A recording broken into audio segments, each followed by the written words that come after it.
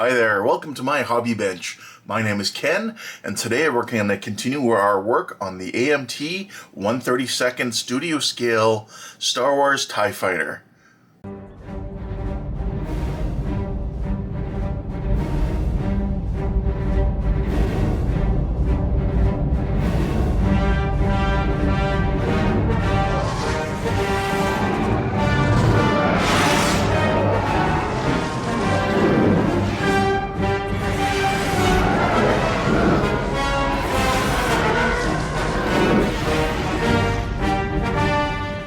So, when we last left off, we had our lights all installed, our main hull assembled, and our panels of our wings assembled and painted.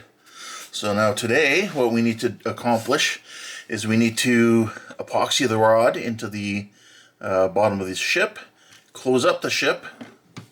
We need to put some holes in our base here for our light switch and our I believe it's a momentary switch for the green lights here on the blaster cannons. We need to put the Greeblies on the outside of the ship, and then we can look at painting the ship. The parts that are only parts that are going to be different than our base color are the frame of the window, front windshield, and that's going to be a metallic gunmetal color of some sort. And then it shows on the paint descriptions on the box that just a couple little areas on the top here, top hatch, are a slightly darker gray. Other than that, the rest of the ship looks to be all the same color. So what I'm going to do here is I'm going to get onto attaching our rod and the bottom part of our ship, and then we'll move on to the stand. Then we'll look at putting our Greeblies on, and then hopefully we can start to paint.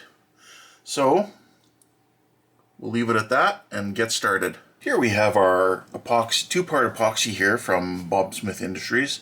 This is a 15-minute epoxy. The day I went to the store, that's just what they had in stock, so that's what I picked up. So this will be a first for me. I've never used a two-part epoxy before.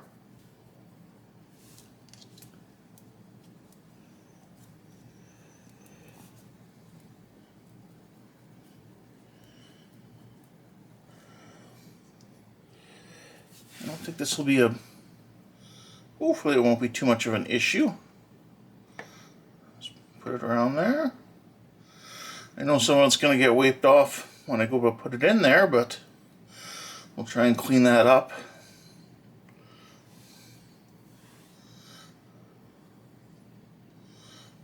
Okay. Let's see how this goes.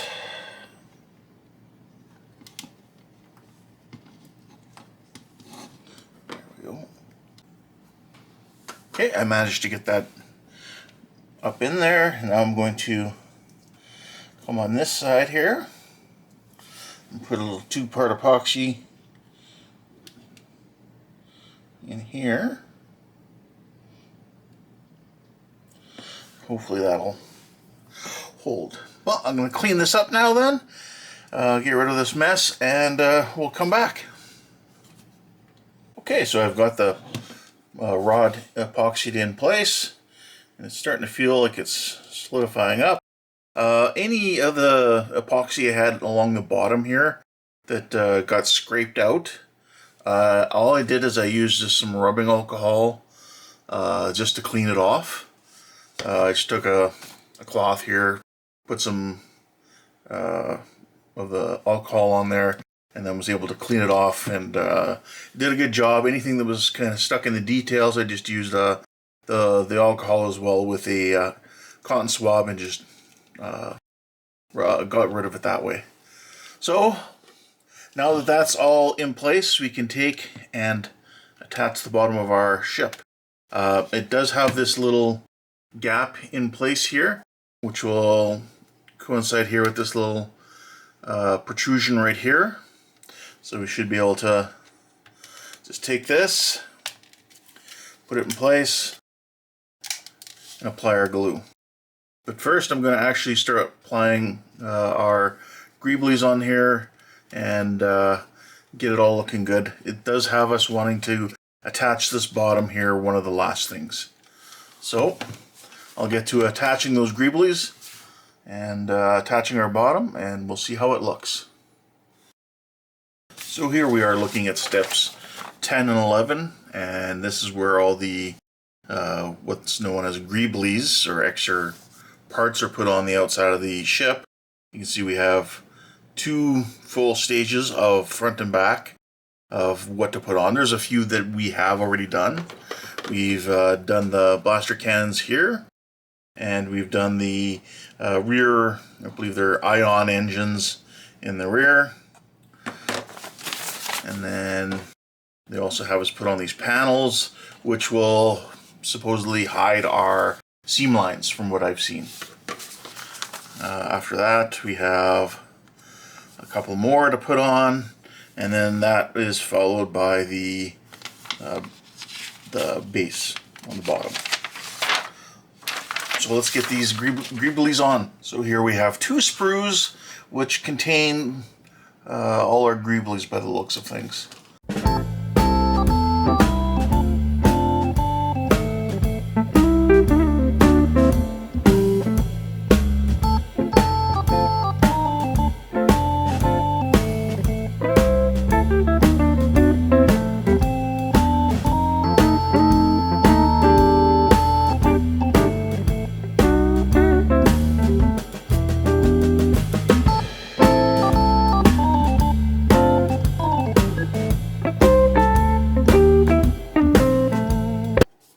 Okay, so here we are. We've got our greeblies all in place here, all over the ship, front and back, as you can see here.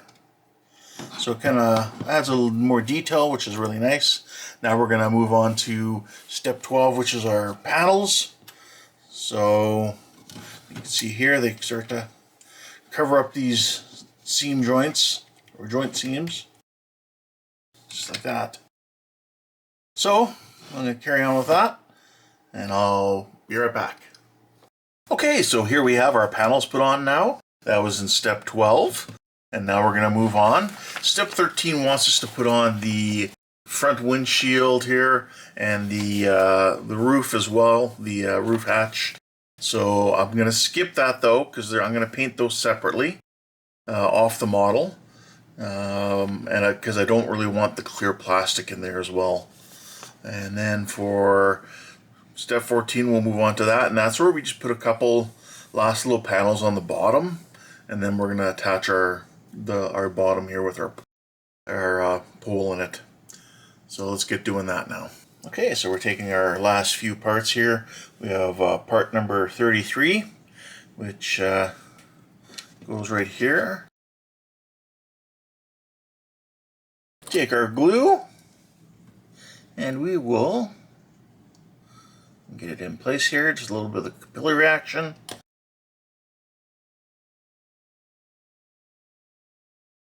That's that one. And the last 2 parts here are the 2 similar parts. They're both numbered 48, and they just go on the bottom here, like that. Glue that in.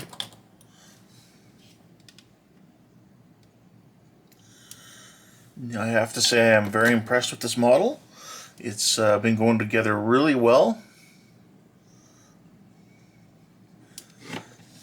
Even though I had to clamp it, which I believe to be more my sort of problem created by too much of the hot glue.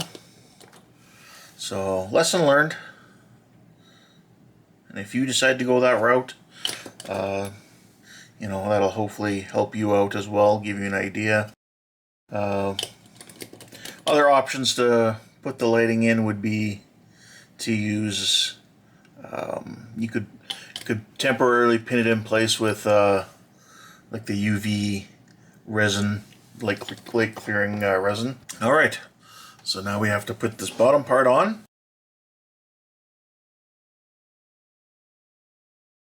Now we can see there is this cutout here, and this little piece of extended plastic out here.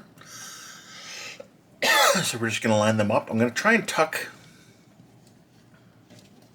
these wires out of the way if I can as we put this in place, and we'll see how it fits. There we go.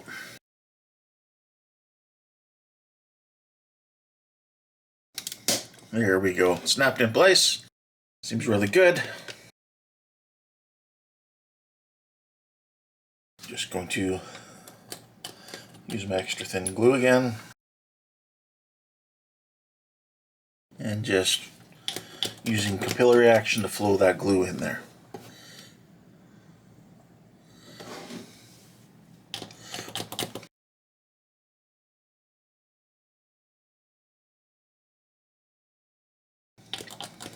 So once I have the glue on here, what I'm going to do is I will turn my power back on here and we'll make sure everything's working, that I didn't have an accident and mistakenly kink a wire or break a wire before that glue dries. We'll connect those up. Oh, checking, my voltage is good, set at 9 volts. Because remember, these lights were pre-resisted for 5 to 12 volt, or sorry, 9 to 12 volts. There we go. So we have our rear lights on, our front lights on, and our cockpit lights on. And I'm thinking that looks really good. So I'm happy with that. Now what I'm going to do is I'm going to move on to covering up this front window area and then in the top as well. And I'm going to move on to painting.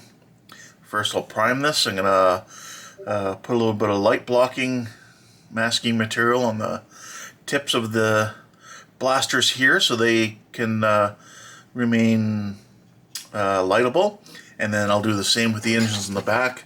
I'll put a little bit of light or blocking or like a masking material in there that can be removed after painting, and I think we'll be good. So I'll get this all ready to be painted and we'll come back and see how it looks.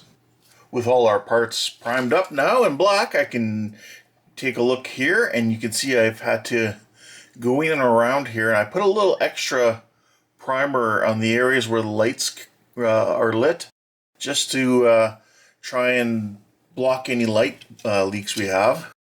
But what I'm going to do here is I'm going to reconnect my power and see if I have any light leaks still at this point. Okay, so I can see I have a little bit of a light leak here at the tip of my blaster cannon. I'm not worried about that because obviously we're going to be peeling off the masking material and that'll give us our lights there when we need them.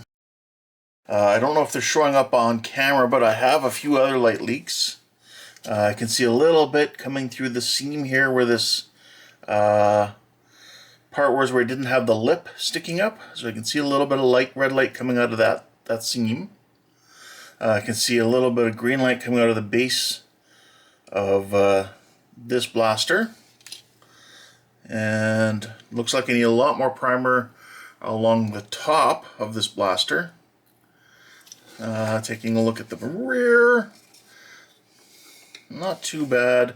Maybe a little more light blocking red in this area right here along this engine. So I'll give those a little bit more primer and then we'll come back and check them. And if we're good to go, we can move on to our next step.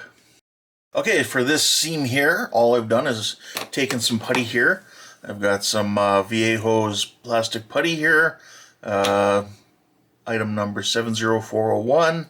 It's really good. It's water-based, so I just put the nozzle at the end of the tube in here, and I just kind of forced it in.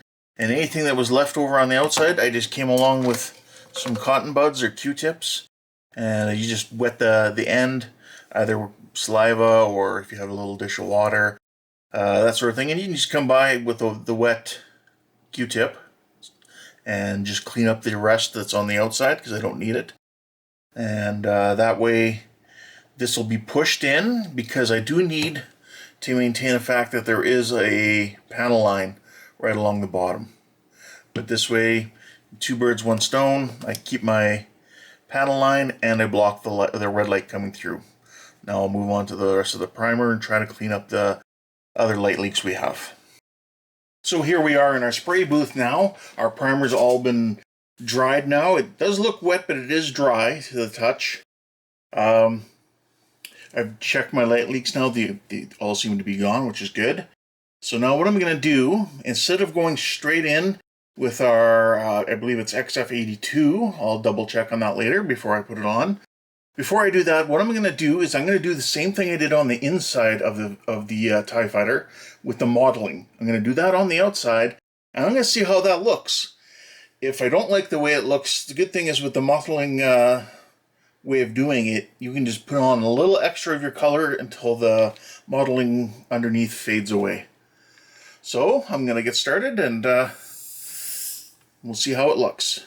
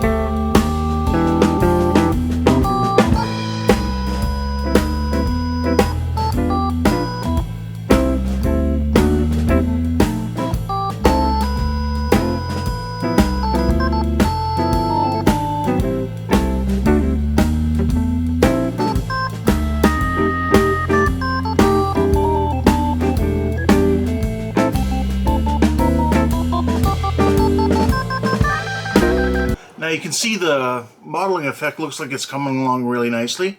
I'm going to continue with this. All I'm using is I'm just using the AK White primer and microfiller. It is lacquer, so it does stink. But no, I think this is doing a great job, and I look forward to seeing how it turns out. So I'm going to carry on spraying. So here you can see I have the whole modeled body has been mottled or marbled, as some people will call it. The trick I find is to get in really close, low air pressure, and then just kind of move it around. As you saw, you get this little pattern here. The further back you move it, you will actually get a more of a diluted pattern. And then just on some of these little areas here, I decided to go with a little brighter of a highlight, just to add some interest to it. So I'm going to carry on with the rest of my parts and continue modeling. Okay, so here we are out of the spray booth now. This has all been mottled or marbled, depending what you want to call it. It's just going to give us a nice, lightly weathered effect. Like the TIE Fighter's been around for a while. It's been doing its patrols, but it's still well maintained. I'm not going to overly dirty up the ship, but I am going to give it, it's going to give it a nice faded kind of tired effect. Like this is an older TIE fighter, it's been around. But what we're going to do now is we're going to come over with our XF82, which is the Ocean Gray number 2 RAF from Tamiya.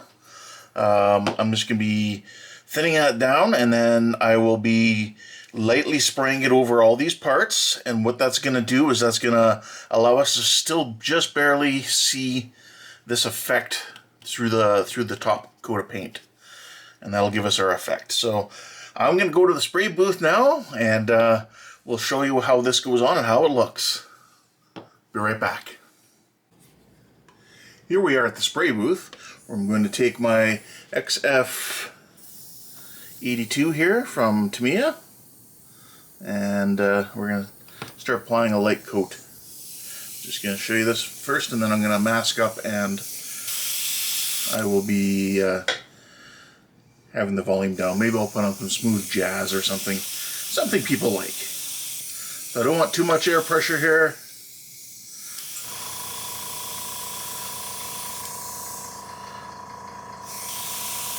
That's probably good.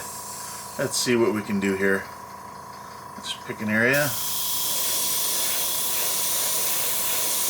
And just like that.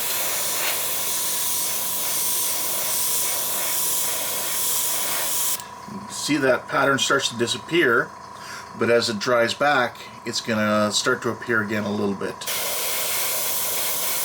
So what I'm gonna do now is I'm going to mask up, turn on my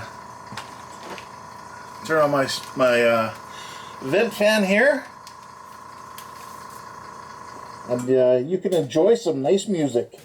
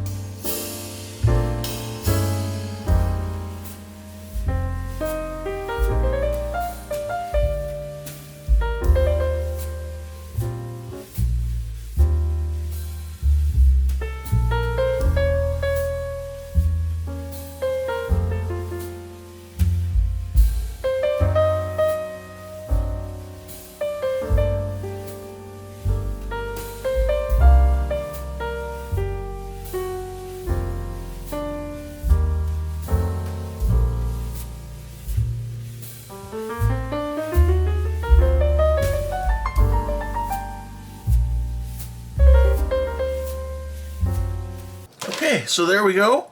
That's our color, and as you can hopefully see, you can see there's a mottled effect or marbled effect still in there in the background, still showing through, not as heavily as before.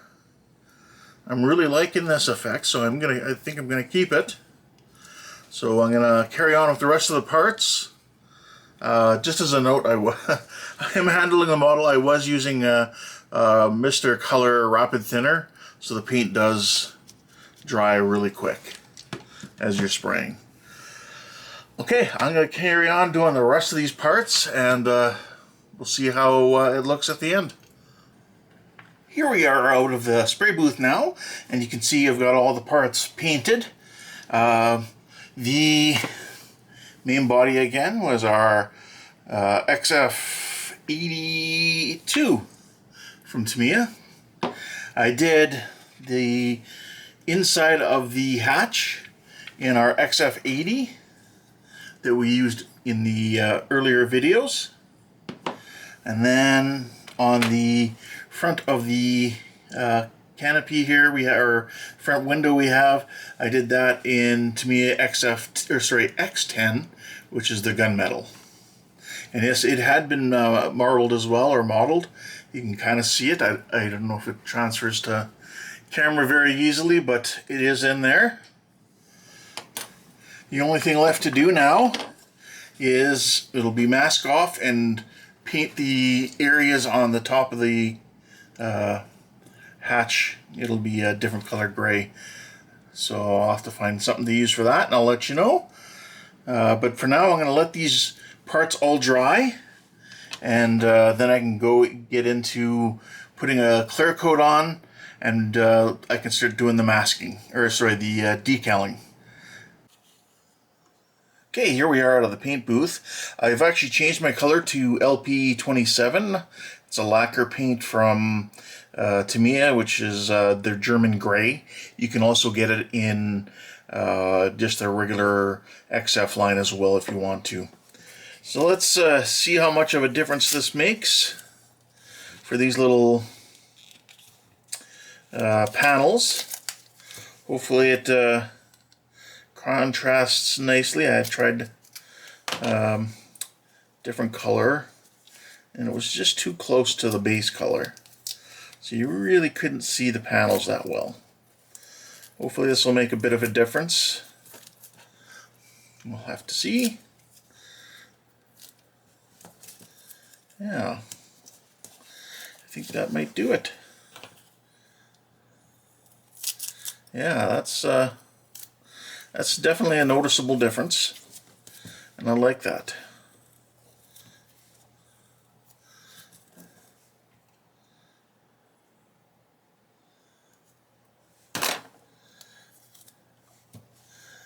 There we go, definitely a different colored panel.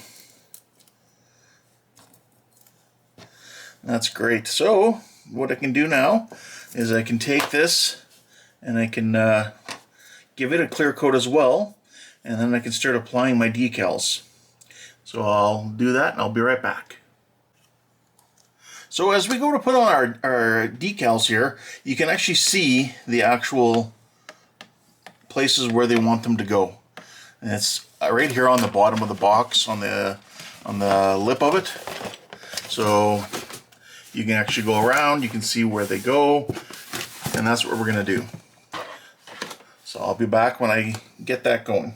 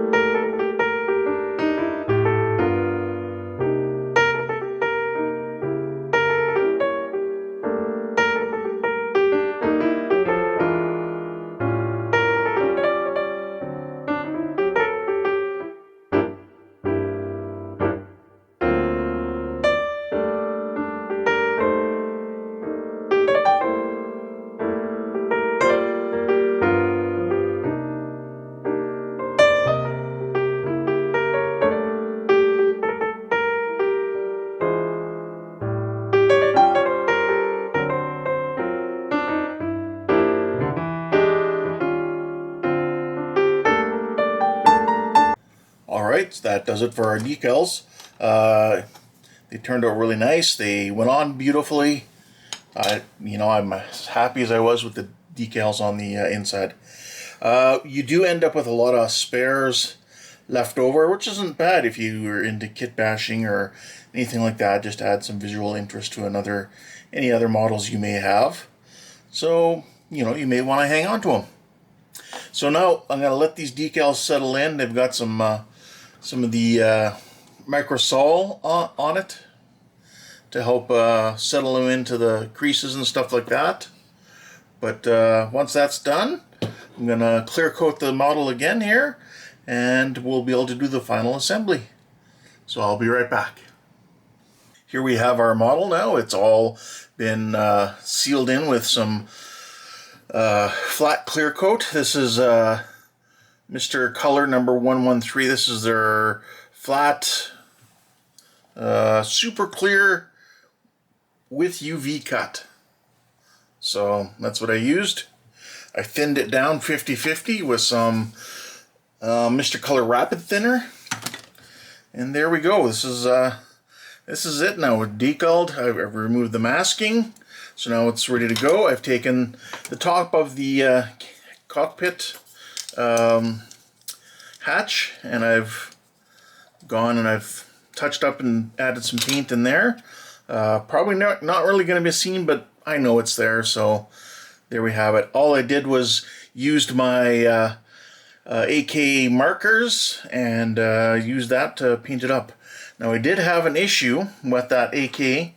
I did get a little extra silver, or the aluminum color, onto my paint here, but my paint had already been clear coated, and my understanding is that these AK markers are actually enamel based. So I tried using some, this is the odorless thinner from Decaling, and I took and I brushed at it a little bit, didn't really move, took a cotton swab, just gave it a swipe, and it removed it, no problem. So if you're using the paint markers and you have that issue, keep in mind they are enamel, so you can use your odorless thinners. So now that we have this all done, what we can do is we can take and we can assemble all our parts. But before we do that, I'm going to have to end the episode here. We've been going on pretty long. So we'll end it here and we'll come back next time. We'll do the final assembly. We have our base here. We can get ready to mount it and we'll be done. So thanks for watching. Take care and we'll see you next time.